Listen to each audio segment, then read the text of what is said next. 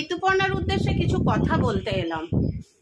দেখ, আমি একজন মা, মা হওয়া যে কতটা মানে আশীর্বাদ সেটা আমি জানি, কিন্তু একমাত্র তুই, শুধুমাত্র তুই এবং তোর বর মিলে গোপালকে কোলে নিয়ে আমার নামে যা যা মিথ্যে কথা বলেছিস, পুরো তার ফল এখন ভোগ করছিস।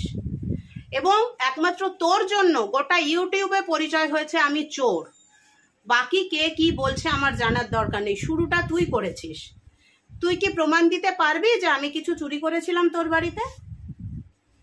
পারলে সেই প্রমাণটা দিস। আর যারা বলে বেড়াচ্ছে না চোর, চুরি করেছি, আশ্চর্য লাগে, কেউ একবার প্রমাণ তো চাইছে না যে চুরি করেছে। আমাকে এসে একদম সেদিন কমেন্ট করলো, স্পেন্সারে গিয়ে আপনি নাকি চাল প্যাক করে নিয়ে দৌড় মেরে বেরিয়ে চলে এসছেন। আপনারা কোন জগতে থাকেন? আপনারা এটাও জানেন না যে এখন সব জায়গায় সিসিটিভি লাগানো থাকে?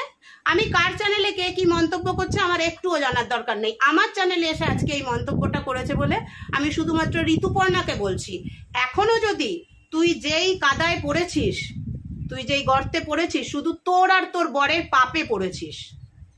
গোপালকে কোলে নিয়ে নিয়ে আমার নামে মিথ্যে মিথ্যে কথাগুলো বলার পাপে।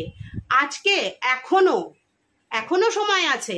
এখনো যদি তুই সেই যেরকম হাত জোর করে আজকে টাকা চাইছিস, সেরকম হাত জোর করে এসে যদি বলিস যে না আমি যেগুলো বলেছিলাম ওনার নামে সব মিথ্যে বলেছিলাম, বাকি কে কি বলছে আমার দেখার দরকার নেই, শুরুটা তুই করেছিস। বাকিদের সাথে আমার কোনো কথা নেই। তোর বাড়িতে আমি গেছিলাম, তুই আমাকে চোর বদনাম দিয়েছিস।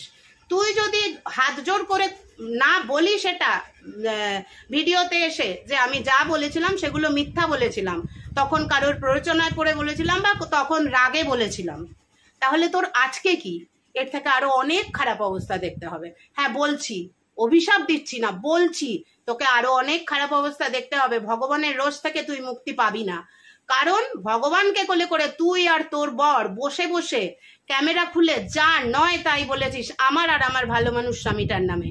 দিনগুলো আমি ভুলিনি রে, দিনগুলো আমি ভুলিনি।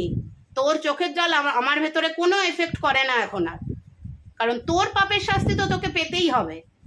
বলে রাখলাম, এখনো যদি ভালো চাস তাহলে এখনো হাত জোর করে এসে বল যে আমি যেগুলো করেছিলাম সেগুলো ভুল করেছিলাম, তবে যদি তোর এই ক্রাইসিস থেকে তুই মুক্তি পাস। নমস্কার। এবং যারা করছে এগুলো বলছে, আমাকে তো অবভিয়াসলি বলছে, আমাকে তুই বলেছিলি মাতাল, মেয়েদের হাত ধরে টেনেছে, খুব বলেছিলি, সেগুলো ভুল স্বীকার করে নে, এখনো সময় আছে। আর তার থেকে বড় কথা কি, একটা কথা কি জানিস তো, মেয়ে হওয়া সোজা কথা, মা হওয়া নয় ছেলে খেলা, এটা মাথায় রাখিস, ঠিক আছে? সুতরাং এখনো সময় আছে। আর যারা বাকি যারা কি করছে তাদের ক্যাটাগরি, ওগুলো তাদের ক্যাটাগরি ওরকমই। আর যাদের সঙ্গে যারা তাল মেরেছে তাদেরও ক্যাটাগরি, তাদের সত্যটা যাচাই করার কোনো ক্ষমতা নেই, যা খুশি তাই বলে যাচ্ছে। সুতরাং বলতে দিক, তোর মতো তুই যেমন ভুগছিস তোর মতো সময় তাদের আসবে, এটা তুই লিখে নিস আর লিখে রাখ যে আমি বললাম। কারণ আমি তো কেমন তুই ভালো মতোই জানিস, শুধু আমাকে মাতাল আর মেয়েদের হাত ধরে টেনেছি, এটা আর চুরি করেছি আমরা। এখনো বলছি সময় আছে, সময় খুব খারাপ জিনিস। আমি ওকে প্রথম যখন ওকে বলেছিলি আমাদের দুজনকে, তখন আমি ওকে একটা কথা বলেছিলাম, ওয়েট করো, সময় যখন আসবে তখন সব দেখতে পাবে। ভগবানের মার দুনিয়ার ভার, এখনো সময় আছে।